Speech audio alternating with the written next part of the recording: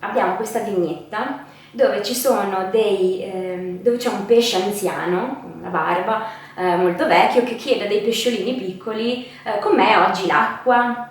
E i pesciolini piccoli guardano il pesce anziano sbigottiti e dicono: ma che cos'è l'acqua?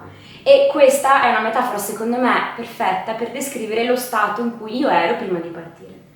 Poi con l'esperienza intercultura è come se da pesciolino piccolo fossi stata un po', forse bruscamente, estratta dall'acquario e buttata nel mare. Il mare per me era l'Australia.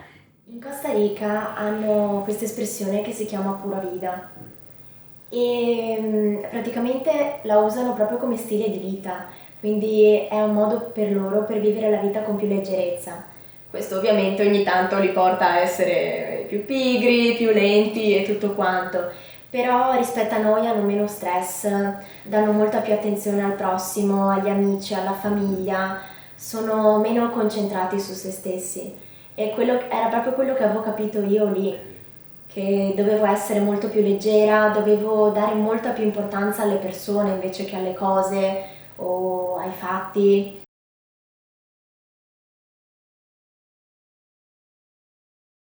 Un giorno però ho ricevuto questa telefonata da una zia che per caso aveva sentito di un'associazione che promuoveva gli scambi all'estero e ricordo di essere rimasta affascinata dall'idea. Sono andata in cucina e ho detto: mamma, papà, a me piacerebbe partire.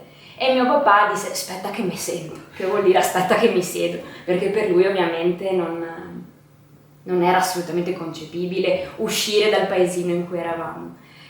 Però ho deciso lo stesso di provare il concorso e poi tutto è andato per il meglio, vincendo la borsa di studio Cariparo, vincendo il programma di intercultura, e così sono potuta uscire da questa piccola bolla in cui ero immersa. Io ero molto scontenta dell'Italia, ero molto scontenta di Padova prima di partire. Cercavo proprio altro, mi mancava proprio qualcosa e per me quel qualcosa era comunque all'estero, cioè nella mia idea l'avrei trovato all'estero. Quindi è stata un po' quella la mia spinta, il voler trovare qualcosa di nuovo, ma anche il mettermi proprio alla prova con una cultura veramente diversa. La reazione da parte degli insegnanti non è stata delle migliori nel mio liceo. Tutti erano abbastanza convinti che mi sarei persa un anno incredibile perché comunque l'insegnamento italiano è migliore di qualunque altro. Come è stato il rientro? Il rientro è stato uno shock culturale inverso. Si dice sempre: quando andrai all'estero vivrai uno shock culturale da cui dovrai riprenderti. Quello che non mi avevano detto è che tornando c'è un shock culturale inverso in cui durante il quale cambia tutto, cambia tutta la percezione che si aveva prima di partire. Io sono partita pensando che l'Italia facesse schifo, assolutamente non c'era nulla di buono, e poi quando sono tornata ho visto il bello del nostro paese. Io ricordo che era musica per me sentire la cadenza cantilenante veneta, o comunque il profumo del pane, le campane, la storia, l'antichità che abbiamo. Insomma, potrei andare avanti all'infinito a dire quante cose belle abbiamo in Italia, che prima non vedevo. Prima vi ero immersa, quindi non riuscivo davvero a rendermi conto. Tornare mi ha fatto rendere conto che l'Italia è un bel paese.